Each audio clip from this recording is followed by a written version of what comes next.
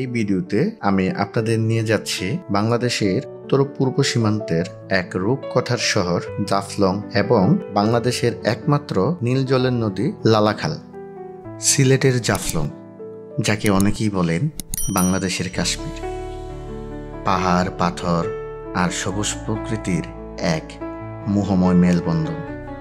এখানকার প্রধান আকর্ষণ দাউকি নদী, যার স্বচ্ছ পানি এতটাই পরিষ্কার যে নৌকাগুলো যেন আকাশে ভেসে চলছে। প্রতিটি ঢেউ যেন বলে যাচ্ছে প্রকৃতির শান্তির এক গল্প।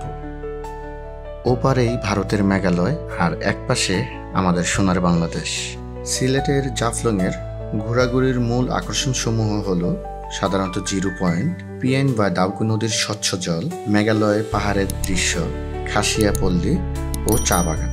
আর মায়াবী ঝর্ণা, সে যেন এক রহস্যময় সুন্দরী। সবুজ পাহাড়ের কোলে ঝরে পড়া সাদা জলরাশি নাকি দেখে নিবি প্রকৃতির গভীর প্রেমে। যারা শহরের কোলাহল থেকে কিছুটা দূরে প্রকৃতির মাঝে হারিয়ে যেতে চান, তাদের জন্য জাফলং আর দাউকি নদী নিঃসন্দেহে এক স্বর্গীয় স্থান। আমার চ্যানেলে যদি নতুন হয়ে থাকেন তাহলে ভিডিওর শুরুতে চ্যানেলটি সাবস্ক্রাইব করার অনুরোধ রইল, যা আমাকে নতুন নতুন ভিডিও তৈরিতে উৎসাহিত করে। তাহলে চলুন দেরি না করে আপনাদের সাথে নিয়ে একদিনে ঘুরে আসি মায়াবী ঝর্ণার শহর জাফলং এবং নীল নদীর লালাখাল থেকে। ঢাকা থেকে সিলেট যাওয়ার জন্য আপনারা বাস অথবা ট্রেনে করে যেতে পারেন, তবে আমার যাতায়াতের সুবিধার জন্য আমি নন এসি বাসে জনপ্রতি 650 টাকায় ঢাকা থেকে সিলেটের উদ্দেশ্যে রওনা দেই রাত 12টায় এবং সিলেট পৌঁছতে আমার সময় লাগে প্রায় 6.5 ঘন্টা। আসলে হোটেল খুঁজতেছিলাম, তো হুটহাট করে আমাদের প্রোগ্রামটা হওয়ার কারণে আমরা আগে থেকে হোটেল বুকিং দিতে পারিনি। কিন্তু ঈদের ছুটি উপলক্ষে পর্যটকের চাপ এত বেশি যে আসলে আমরা আজকে এখানে হোটেল পাচ্ছি না। তাই হোটেল না পেয়ে নিরুপায় হয়েই আমাদের এক কলিগের বাসায় আজকে যেতে হচ্ছে। তো হয়তোবা হোটেল না পাওয়া পর্যন্ত আমাদের কলিগের বাসায় থাকতে হবে। তো আপনারা যারা ঈদের ছুটিতে বিশেষ করে জনপ্রিয় পর্যটন স্পটগুলোতে আসবেন, সেটা কক্সবাজার বা সিলেট, সাজেক, তো অবশ্যই আপনারা চেষ্টা করবেন হোটেল বুকিং করে যাওয়ার জন্য, নয়তো আমাদের মতন দুরবস্থা আপনাদেরও হতে পারে। প্রিয় দর্শক, সবাইকে স্বাগত জানাচ্ছি সিলেট থেকে। এই মুহূর্তে আমরা আছি সিলেটের মাজার গেট। তো আজকের ডে লং ট্যুরে আমরা কভার করব জাফলংয়ের যে সাইডটা আছে, মূলত জাফলং, রূপসী ঝর্ণা এবং লালাখাল, এবং সেখান থেকে যদি আমরা সময় পাই তাহলে যাব উৎমাছড়া ঝর্ণা। তো এই সম্পূর্ণ যে প্যাকেজটা আছে, এই প্যাকেজটা যদি আমরা কমপ্লিট করতে চাই সিএনজি দিয়ে, তাহলে সিএনজির সাথে আমরা দামাদামি করে সেটাকে করতে পেরেছি এইরকমভাবে যে যদি আমরা জাফলং পর্যন্ত যাই এবং জাফলং থেকে আসি তাহলে আমাদেরকে দিতে হবে 1800 টাকা। আর আমরা যদি জাফলংয়ের সাথে লালাখাল এবং উৎমাছড়া ঝর্ণা এই দুই জায়গায় যাই তাহলে আমাদেরকে তাকে দিতে হবে 3000 টাকা। সিলেট থেকে আমরা যখন জাফলংয়ের পথে ছুটে চলি, তখন প্রকৃতির কিছু নৈসর্গিক সৌন্দর্য, যেমন দুপাশে সারি সারি চা বাগান, সবুজে মোড়ানো টিলা এবং ভারতের মেঘালয় পাহাড় দেখতে দেখতে ও অল্প সময়ের জন্য বাংলাদেশ ও ভারতের স্থলবন্দর তামাবিল বা ডাউকি বর্ডারে কিছু সময় অতিবাহিত করে আমরা 2 ঘন্টায় পৌঁছে যাই জাফলংয়ের জিরো পয়েন্ট। প্রিয় দর্শক, আমি এখন হচ্ছে জাফলংয়ের একটা ভিউ পয়েন্ট। জাস্ট এই ভিউ পয়েন্টের অবস্থানটা দেখুন। এই ভিউ পয়েন্টের অবস্থান হচ্ছে এখানে যে পার্কিংয়ের এরিয়াটা আছে, পার্কিং এরিয়ার এইখান থেকে কিন্তু আপনারা মানে মেঘালয় রাজ্যের যেই সুন্দর সুন্দর কালারফুল বাড়িগুলো আছে সেটা সুন্দর একটা ভিউ দেখতে পাবেন, এবং সেই সাথে কিন্তু ওই যে পাহাড়গুলো আছে, এই সম্পূর্ণ পাহাড়গুলোর কিন্তু একটা সুন্দর ভিউ দেখতে পাবেন। তবে জাফলং বিশেষ করে আজকে বা এই সিজনটায় ঈদের পরে প্রচুর পরিমাণ রোদ। তো এই রোদরে আপনারা চেষ্টা করুন হয় খুব সকাল সকাল অথবা বিকেলে আসার জন্য।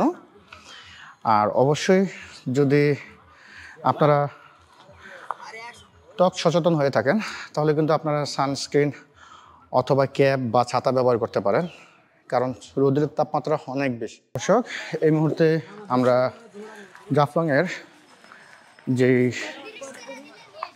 পার্কিং পয়েন্ট রয়েছে, পার্কিং পয়েন্ট থেকে জাফলংয়ের দিকে নামছি। তো আসলে আজকে মানুষের অনেক ভিড়, তারপরে কিন্তু আমরা আজকে আমাদের প্রাপ্তবয়স্ক বন্ধুকে হারিয়ে ফেলছি।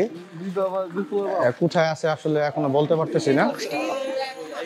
তো আরেকটা জিনিস দেখুন যে রাস্তার আশেপাশে কিন্তু অসংখ্য দোকান, মানে বিভিন্ন রকম কসমেটিক্স, প্রসাধনী, চশমা, ক্যাপ, ছাতা, মানে আপনি কি চান মোটামুটি সবকিছু পেয়ে যাবেন। তবে হ্যাঁ, নেওয়ার আগে অবশ্যই একটু ভালোভাবে দামাদামি করে তারপরে নেবেন। প্রিয় দর্শক, আসলে আমি কি বলবো তাই না বলে আপনাদেরকে জাস্ট এটা দেখাচ্ছি। এই ড্রোনটা, এই যে এতগুলো স্পট ঘুরলাম নিজের কাঁধে নিয়ে নিয়ে কিন্তু ঘুরছি, বাট যখনই ড্রোনটা উড়াবো চিন্তা ভাবনা করছি তখনই কিন্তু এরকম একটা নির্দেশনা সেনাবাহিনী থেকে দেওয়া হয়েছে। এই ঈদের ছুটিতে জাফলং এর দৃশ্য, মানে মনে হচ্ছে এখানে মেলা বসেছে। মেলায় যেরকম একটা ভিড় থাকে, মেলায় যেরকম দোকানপাট থাকে, যেরকম ব্যস্ততা থাকে, এখানেও কিন্তু একেবারে সেম। প্রিয় দর্শক, এই হচ্ছে আমাদের আজকের জাফলং এর অবস্থা। মানে মানুষের জন্য জাফলং এ পাথর দেখা যাচ্ছে না। আর জাফলং এর বিশেষ করে এই জায়গার জলটা একদম স্বচ্ছ থাকার কথা ছিল, কিন্তু আসলে জলটা কিন্তু তেমন স্বচ্ছ না। তো যাই হোক, সবকিছু মিলিয়ে যে অবস্থায় আছে খারাপ না। প্রিয় দর্শক, এই মুহূর্তে আমরা জাফলং এর 0 পয়েন্ট থেকে আমার 2-1 বন্ধু গোসল করেছে। এখন এখান থেকে আমরা যাচ্ছি হচ্ছে ঝর্ণার সন্ধানে। জানি না ঝর্ণাতে কতটুকু পানি আছে, তারপরেও আমরা যাচ্ছি ঝর্ণাতে, ঝর্ণা বিলাস করে সেখানে থেকে খাসিয়াবন্দিতে যাব এবং একটা পান বাগান আছে, পান বাগান, ওই 3টে স্পট আমরা কভার করব। এবং আমরা এখানে লোক আছে 6 জন, এবং কাকার কথাটা ভালো লেগেছে, কাকার সাথে আমরা কথা বলে 6 জন 600 টাকা আমরা রিজার্ভ করে সরাসরি চলে যাচ্ছি।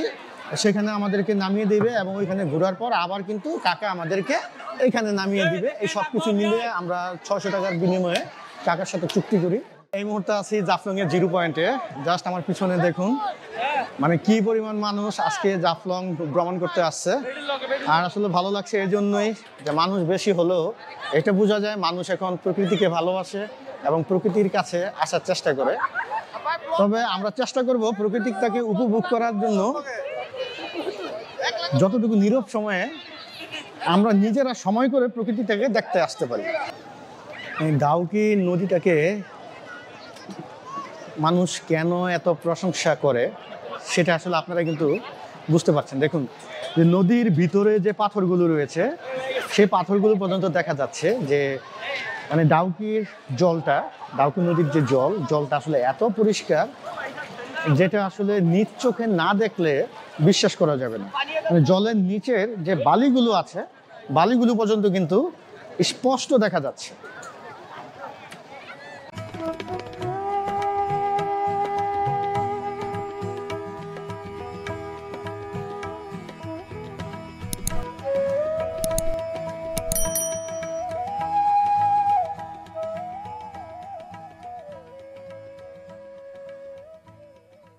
অবশেষে আমরা কিন্তু ঝর্ণার যে ঘাট আছে সেই ঘাটে পৌঁছে যাচ্ছি। আসলে আলো স্বল্পতার কারণে এখানকার সৌন্দর্যটা আমি জানি না আমার দৃষ্টিতে কতটুকু দেখা যাচ্ছে, তবে আমরা কিন্তু প্র্যাকটিক্যালি সৌন্দর্যটা খুব ভালোভাবে উপভোগ করতেছি।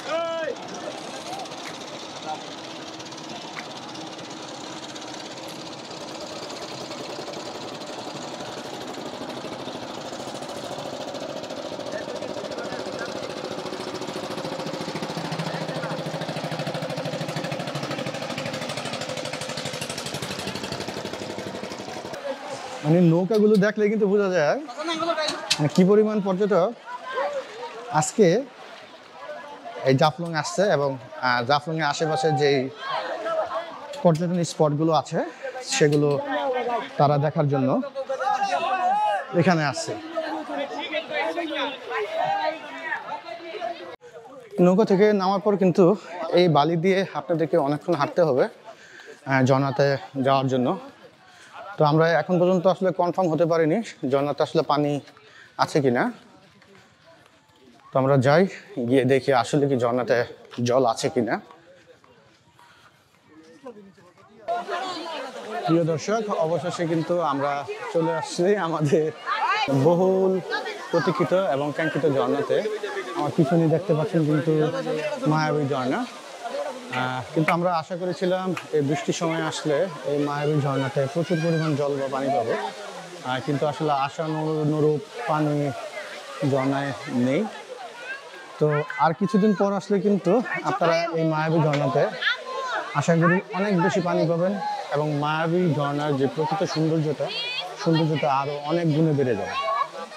জাফলং ও মায়াবী ঝর্ণার ভ্রমণের সাথে কিন্তু আপনি চাইলে মাত্র 1 ঘন্টা সময় দিয়ে ঘুরে আসতে পারেন বাংলাদেশের একমাত্র স্বচ্ছ নীল জলের নদী লালাখাল থেকে, যা জাফলং যাওয়ার পথে মাত্র 7 কিলোমিটার এবং জনপ্রতি খরচ পড়বে মাত্র 100 টাকা, অথবা সম্পূর্ণ নৌকা ভাড়া পড়বে মাত্র 800 টাকা এবং একটি নৌকা দিয়ে আপনারা যেতে পারবেন 8 থেকে 10 জন। তাই লালাখাল সম্পর্কিত বিস্তারিত ভ্রমণ গল্পটি মিস না করতে চাইলে আমার পরবর্তী ভিডিওটি দেখার জন্য আমন্ত্রণ রইল, এবং সেই সাথে আমার চ্যানেলটি সাবস্ক্রাইব না করে থাকলে চ্যানেলটি সাবস্ক্রাইব করে পাশে থাকার অনুরোধ রইল।